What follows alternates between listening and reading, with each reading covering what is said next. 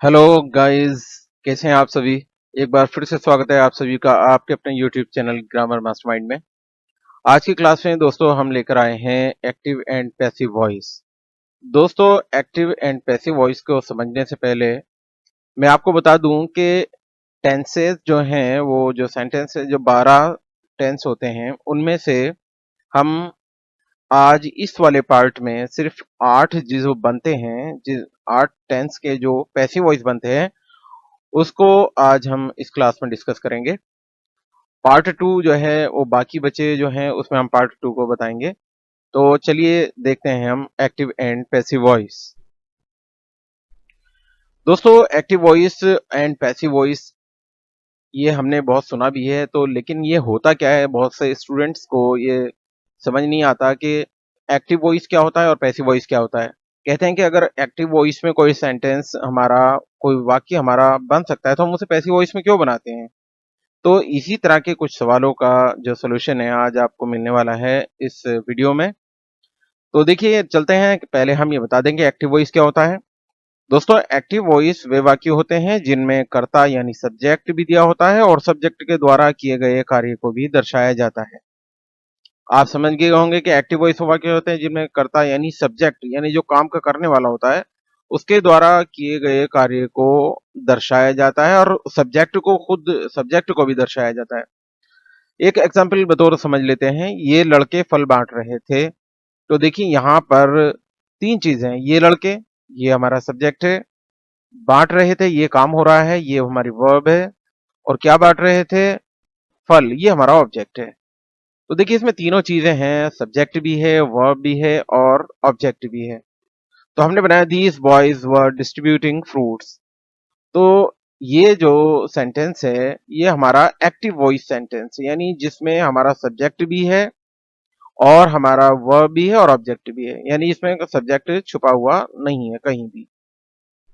तो ये इस तरह का एक्टिव वॉइस होता है। दूसरा देखते हैं हम दोस्तों, पैसिव वॉइस क्या होता है। अब बात यही आती है कि हमको मेन चीज हमें सीखनी ही ये है। तो सबसे पहले पैसिव वॉइस को समझ लेते हैं कि पैसिव वॉइस होता क्या है।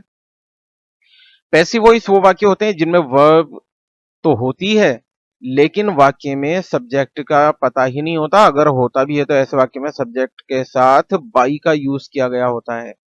जैसे हम अगर ये कहें, देखिए, पैसिव वॉइस वो वाक्य होते हैं जिनमें वर्ब तो होती है, लेकिन वाक्य में सब्जेक्ट नहीं दिखता हमें कहीं। जैसे हम एक सेंटेंस ये ले लें कि बाजार में सब्जी बिकती है। तो देखिए, बिकती है ये वर्ब है, सेल। और क्या चीज बिकती है, सब्जी, ये ऑब्जेक्ट। और कहाँ बिकती है, ये हमारा जो है, जो रिमेनिंग पार्ट है हमारे सेंटेंस का, ये हुआ बाजार में। लेकिन अब यहाँ बेचने वाला नहीं है। तो देखिए, आ गई वही बात जो हम कहना चाह रहे थे कि पैसिव वॉइस में वाक्य, पैसिव वॉइस वो वाक्य होते हैं जिनमें वर्ब तो होती है लेकिन सब्जेक्ट का पता नहीं होता। तो इस सेंटेंस में देखिए कि बाजार में सब्जी बिकती है, तो सब्जी बेचने वाला यहाँ पर नहीं है। तो इस वाक्य को हम कैसे बनाएंगे। तो ऐसे वाक्यों को हम जो है वो पैसिव में बनाते हैं। अभी मैं आपको इसको एक एग्जांपल बतौर ये सेंटेंस लिखा था, तो अभी बता देता हूँ। वेजिटेबल्स, देखिए ये ऑब्जेक्ट है, इसको पहले ले आए हैं हम। और ये प्रेजेंट इंडेफिनिट का टेंस है। ये आगे आप पढ़ेंगे इनके सारे रूल्स। तो अभी मैं बता दें, vegetables are sold in the market.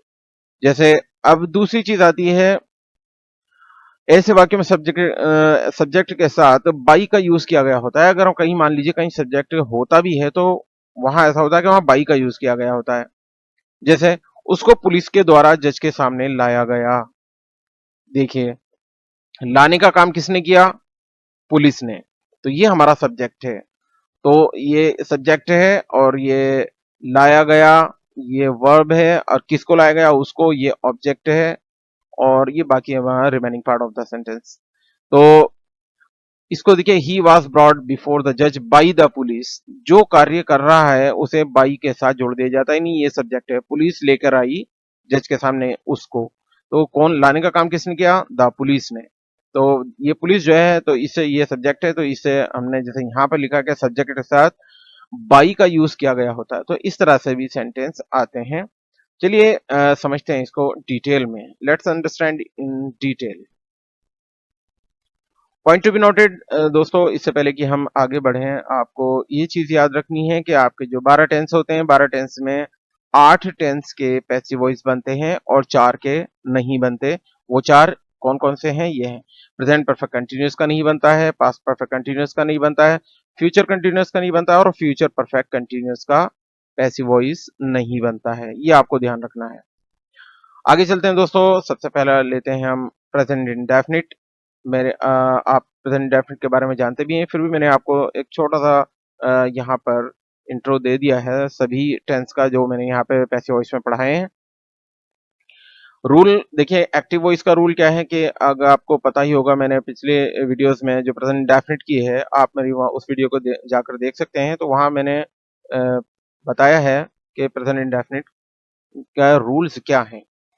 तो यहाँ देखिए, मैं आपको एक ब्रीफ इंट्रो दे देता हूँ। सब्जेक्ट के बाद वर्ब की फर्स्ट फॉर्म लगाते हैं और उसमें एस उसमें ऐड कर देते हैं और ऑब्जेक्ट लिखते हैं। ये तब हम रूल का यूज करते हैं जब हमारा सिंगुलर सब्जेक्ट होता है। और देखिए, जब प्लूरल होता है तो सब्जेक्ट और वर्ब की फर्स्ट फॉर्म और ऑब्जेक्ट को लिखते हैं। ये हमारा प्लूरल जब हमारा सब्जेक्ट होता है। ये हमारा प्रेजेंट इंडेफिनिट का एक्टिव वॉइस का नियम है। उसके बाद देखिएगा, जब इसे हम पैसिव वॉइस बनाएंगे तो हम क्या करते हैं, पैसिव वॉइस में सबसे पहले हम कर्म को प्रधानता दी जाती है, यानी जो हमारा कर्म होता है, यानी जो ऑब्जेक्ट होता है उसको सबसे पहले लिखते हैं। उसके बाद देखिए, प्रेजेंट इंडेफिनिट में अगर आपको दिख रहा है कि हमारा वो वाक्य, वो सेंटेंस हमारा प्रेजेंट इंडेफिनिट का है, तो हम उसको जब उसमें जो ट्रांसलेट करते हैं पैसिव वॉइस में, तो हम क्या करते हैं देखिएगा, सबसे पहले ऑब्जेक्ट को देखते हैं। ऑब्जेक्ट के बाद हम ऑब्जेक्ट के अनुसार, अगर ऑब्जेक्ट हमारा एकवचन है तो इज, ऑब्जेक्ट हमारा बहुवचन है तो आर, ऑब्जेक्ट हमारा अगर आई है तो हम वहां पर एम का यूज करते हैं। उसके बाद देखिएगा, वर्ब की थर्ड फॉर्म को लिखते हैं। उसके बाद बाई लिखते हैं। बाई के बाद अगर सब्जेक्ट दिया है तो सब्जेक्ट को लिख देते हैं। अगर सब्जेक्ट नहीं है तो वर्ब की थर्ड फॉर्म के बाद ही यहीं स्टॉप हो जाता है, ये बाई सब्जेक्ट। ये जैसे अभी मैंने एक सेंटेंस बताया, बाजार में सब्जी बिकती है, तो हमारे जो अदर वर्ड्स हैं वो आ जाते हैं, ये बाई नहीं आता। आपको एक चीज और ध्यान रखनी है कि पैसिव वॉइस बनाते समय एक बात का विशेष ध्यान रखना है आपको कि इनमें हमेशा वर्ब की थर्ड फॉर्म का ही प्रयोग किया जाता है। हमेशा आप ऐसा नहीं कि वहाँ सेकंड फॉर्म या फर्स्ट फॉर्म लगा दें। ऐसे नहीं, पैसिव वॉइस अगर आप बना रहे हैं तो आपको हमेशा वर्ब की थर्ड फॉर्म का यूज करना है। तो दोस्तों, हम देख लेते हैं प्रेजेंट इंडेफिनिट के जो पैसिव वॉइस बनाने हैं वो किस तरीके से बनाएंगे, उसके एग्जाम्पल्स देख लेते हैं। देखिएगा, जैसे यहाँ ही प्लक्स फ्लावर्स, वह फूल तोड़ता है। तो यहाँ पर ये फ्लावर्स जो है ये ऑब्जेक्ट है, इसको हमने पहले ले आए और देखिए ऑब्जेक्ट हमारा ये फ्लावर्स है तो ये बहुवचन है, यानी कि एक से ज्यादा है। तो क्या करेंगे, जैसे मैंने वहां बताया कि ऑब्जेक्ट के बाद इज, आर या एम का यूज करते हैं। तो यहाँ पर हम क्या करेंगे, आपने देखा कि फ्लावर्स जो यहाँ पर बहुवचन करता है, तो यहाँ पर हम क्या करेंगे, तो आर का यूज करेंगे, फ्लावर्स आर। उसके बाद वर्ब प्लग है, तो देखिए यहाँ प्लग्स था, यहाँ पर प्लग्ड की गई है third form, flowers are plucked. अब देखिए यहाँ पर सब्जेक्ट दिया था इसमें एक्टिव वॉइस में, तो बाई लिख के और इसका जो है ऑब्जेक्टिव केस, ही का ऑब्जेक्टिव केस हिम हो जाएगा। तो flowers are plucked by him. अब ये ऐसे नहीं कर दें कि ये ही यहाँ रख दें, क्योंकि ऑब्जेक्ट बन के आएगा तो ही का वो ऑब्जेक्टिव केस हिम होता है। तो flowers are plucked by him. ऐसे ही हम देखते हैं दोस्तों, इसका अगर नेगेटिव आ जाता है, जैसे Sheetal does not knit a sweater, Sheetal एक स्वेटर नहीं बुनती है। तो देखिए कि यहाँ पर शीतल सब्जेक्ट है, निट यहाँ पर बुनने को बोलते हैं, स्वेटर वगैरह बुनने को, और ये ऑब्जेक्ट है हमारा अ स्वेटर। तो देखिए ऑब्जेक्ट को उठाएंगे अ स्वेटर, जब हम देख रहे हैं कि स्वेटर एक वचन है तो देखिए इज लगाएंगे हम, यहाँ पर डज नॉट था, तो हमें नेगेटिव बनाना है तो हम यहाँ नेगेटिव कैसे बनाएंगे, हम इज नॉट करके बनाएंगे, क्योंकि यहाँ हमारा ये सब्जेक्ट एक वचन है। तो अ स्वेटर इज नॉट, देखिए वर्ब नीट है तो नीटेड हो जाएगा, नीटेड बाई, क्योंकि यहाँ पर सब्जेक्ट दिया है हमारा एक्टिव वॉइस में, तो बाई करके हम उसको लिख देंगे। तो हमारा सेंटेंस हो जाएगा a sweater is not knitted by Sheetal. उसके बाद देखिएगा, अगर प्रेजेंट इंडेफिनिट का इंटरोगेटिव आ जाए, तो डू दे प्ले क्रिकेट, क्या वे क्रिकेट खेलते हैं। तो देखिए कि यहाँ पर क्रिकेट ऑब्जेक्ट है, तो उसके अनुसार अगर यहाँ पर हमारा डू या डस पहले आया है, तो कहने का मतलब है हमारा इंट्रोगेटिव ये क्या शब्द वाला वाक्य बना है कि क्या वे क्रिकेट खेलते हैं। तो हमें भी जो है इसको इंट्रोगेटिव बनाना है, तो हम क्या करेंगे, ये जो क्रिकेट है ये एक वचन है, तो इससे पहले इज ला देंगे, इज क्रिकेट। उसके बाद वर्ब प्ले, तो थर्ड फॉर्म प्लेड।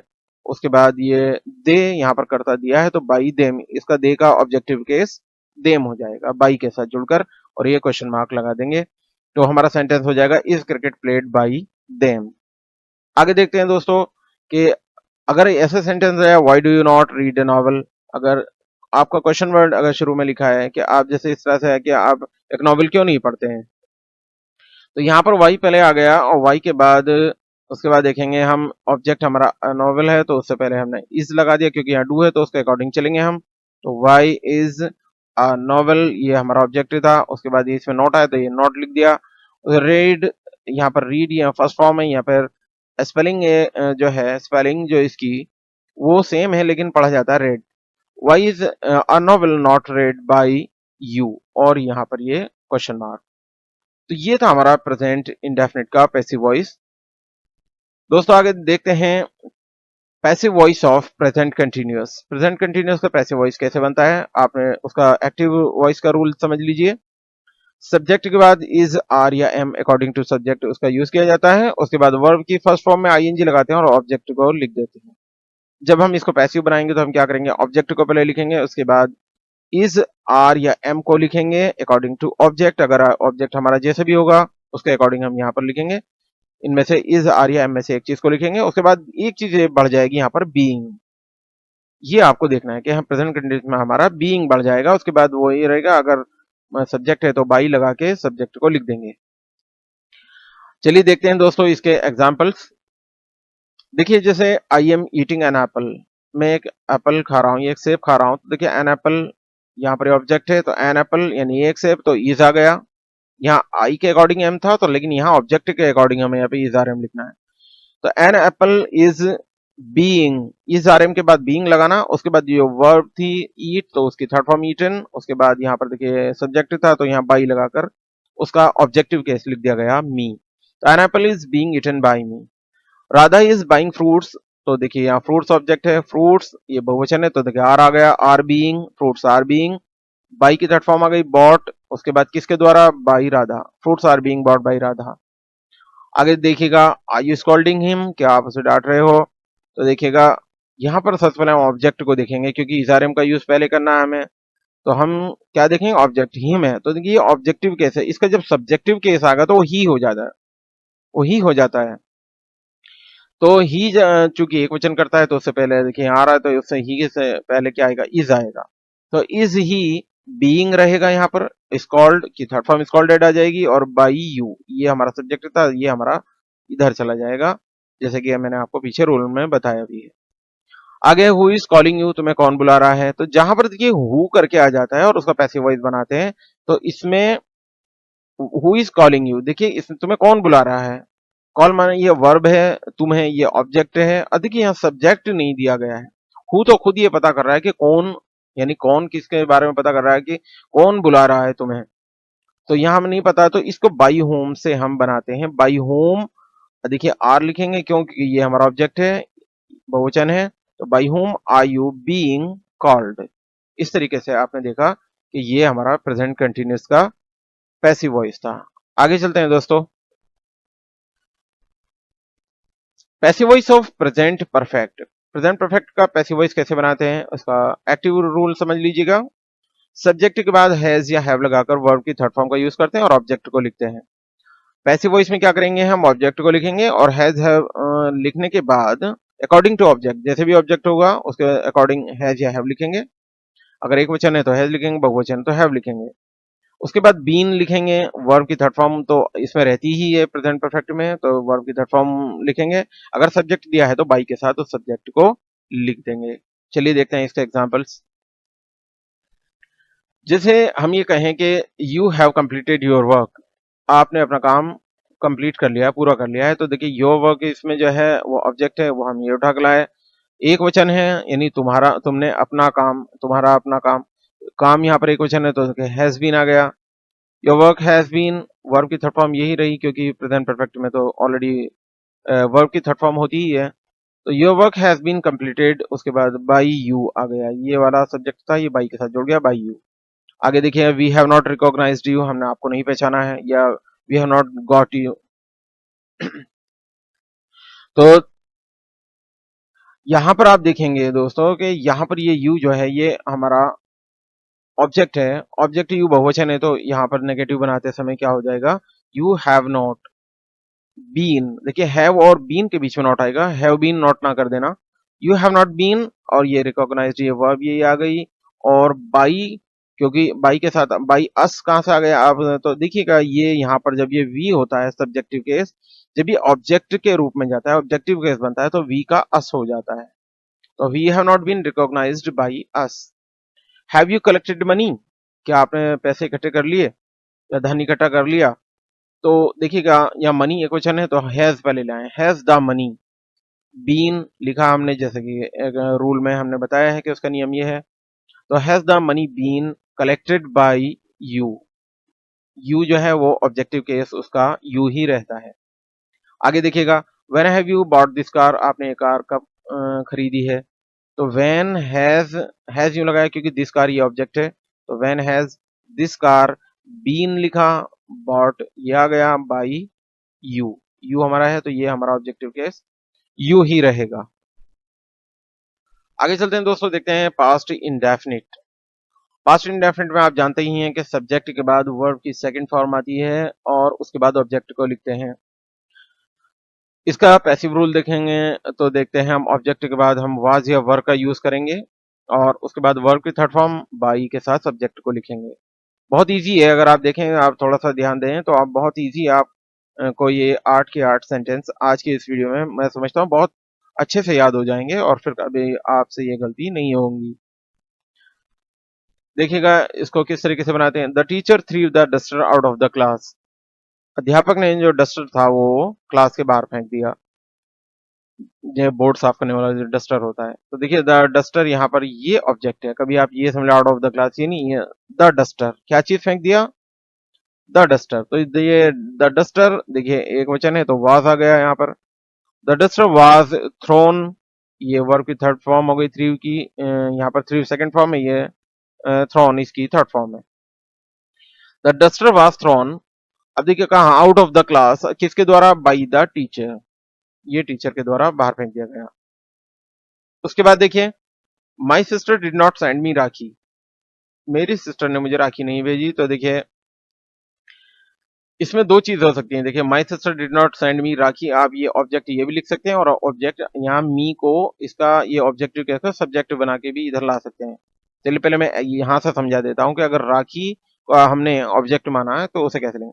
तो राखी एक वचन है तो rakhi was not sent to me, rakhi नहीं भेजी गई मुझको बाई माई सिस्टर। इसको ऐसे भी बना सकते थे कि आई को यहाँ पर के यहाँ पर आ जाता I was not Saint rakhi by my sister, ये भी हम यहाँ पर बना सकते थे। I was not Saint rakhi by my sister, ये मुझे राखी नहीं भेजी गई मेरे सिस्टर के द्वारा। उसके बाद देखिए डिड द मंकी ईट बनाना, क्या बंदर ने केले खा लिए थे? तो देखिएगा यहाँ पर क्या है, बनानास यहाँ पर ऑब्जेक्ट है तो वर्ब पहले आएगा, वर्ब बनानास क्योंकि डिड पहले आया तो यहाँ में हमें जो है इंटरगेटिव बनाना है तो वाजिब वर्ब पहले लेके आएंगे अगर यहाँ डिड पहले आया तो यहाँ पर बनानास बहुवचन करता है तो हम क्या करेंगे, verb bananas eaten by the monkey, verb bananas eat की third form eaten by the monkey, यहाँ पर ये कंप्लीट हो गया। उसके बाद देखिए why did you not help him, तुमने उसकी मदद क्यों नहीं की? वाई वाज ही, देखिए अब हिम जो है ये ऑब्जेक्टिव केस है, जब ये सब्जेक्टिव केस बन के आएगा तो यहाँ पर ये ही हो जाएगा। वाई वाज ही नॉट, उसके बाद हेल्प है तो third form helped bye you. ये आपका पास्ट इंडेफिनिट का पैसिव वॉइस था। आगे देखते हैं passive voice of past continuous. Past continuous का पैसिव वॉइस कैसे बनाएंगे? पास्ट कंटिन्यूअस में आप जानते ही हैं कि एक्टिव वॉइस में सब्जेक्ट के बाद वाज या वर लगाकर वर्ब की फर्स्ट फॉर्म में आईएनजी लगा देते हैं और ऑब्जेक्ट को लिखते हैं। इसमें क्या करेंगे, पैसिव वॉइस बनाते हैं के लिए ऑब्जेक्ट के बाद वाज या वर्ब को लिखेंगे प्लस बीइंग लिखेंगे, जैसे वाज बीइंग या वर बीइंग। वर्ब की थर्ड फॉर्म लिखते हुए अगर सब्जेक्ट दिया गया है तो बाई के साथ उस सब्जेक्ट को लिख देते हैं। देखते हैं कैसे इसका एग्जांपल, जैसे the lion was killing the deer, जो शेर था वो हिरन को मार रहा था। तो देखिए ये ऑब्जेक्ट है द डियर, तो ये वाज आ गया, वाज के बाद बीइंग आ गया, द डियर वाज बीइंग, ये थर्ड फॉर्म आ गई किल की, किल्ड बाय द लायन। उसके बाद Sumit was not writing a letter, तो अ लेटर जो इसमें ऑब्जेक्ट है इसे पहले लाएंगे, a letter was not being written by Sumit. उसके बाद was the tiger eating the deer, तो देखिएगा वाज पहले लिखा है, तो यहाँ पर हमें भी क्वेश्चन जो है इंटरोगेटिव बनाना है, मतलब तो वाज हमने यूं लिखा क्योंकि डियर यहाँ पर एक क्वेश्चन है, तो was the deer being eaten, eating की third form eaten by the tiger, ये हमारा सब्जेक्ट है, ये बाई के साथ जुड़ गया। आगे देखिएगा why were you not allowing me, तो मुझे आगे क्यों नहीं दे रहे थे, या मुझे अनुमति प्रदान क्यों नहीं कर रहे थे। तो वाई वाज, ये मी जो है ये यहाँ पर ऑब्जेक्टिव केस है, ये सब्जेक्टिव केस बन के आई आ जाएगा। Why was I not being allowed by you, why was I not being allowed by you, इस तरह से आपका ये पास्ट कंटिन्यूअस बन जाएगा। आगे चलते हैं दोस्तों, पास्ट परफेक्ट का पैसिव वॉइस कैसे बनाएंगे। पास्ट परफेक्ट जो बनता है वो सब्जेक्ट के बाद हेड लगाकर वर्ब की थर्ड फॉर्म और ऑब्जेक्ट को लिखते हैं, ये हमारा रूल होता है एक्टिव वॉइस का। पैसिव वॉइस बनाने के लिए हम क्या करेंगे, ऑब्जेक्ट के बाद हैड बीन लिखेंगे, वर्ब की थर्ड फॉर्म लिखेंगे, उसके बाद सब्जेक्ट है तो उसे बाई के साथ जोड़ते हुए लिख देंगे। इसका जो है एग्जांपल्स देखते हैं, जैसे the gardener had watered plants, तो देखिए माली ने पौधों को पानी दे दिया था, तो प्लांट्स यहाँ पर ये देखिए ये ऑब्जेक्ट है, इसलिए हम यहाँ पर प्लांट्स हैड बीन लिखा। वाटर है वाटर्ड हो गया, क्योंकि पास्ट परफेक्ट में आप जानते ही ऑलरेडी थर्ड फॉर्म होती है वर्ब की एक्टिव वॉइस में, तो पैसिव वॉइस में भी जो यहाँ फॉर्म दी गई होगी वही हम यहाँ पे लिखेंगे। Plants had been watered by the gardener. Sunil had not bought a ball, तो ए बॉल इसमें ये है, a ball had not been, देखिएगा जैसे यहाँ हैड नॉट है तो जब हम बनाएंगे पैसिव तो हैड नॉट बीन, और उसके बाद थर्ड फॉर्म बॉट, उसके बाद किसके द्वारा, बाय सुनील।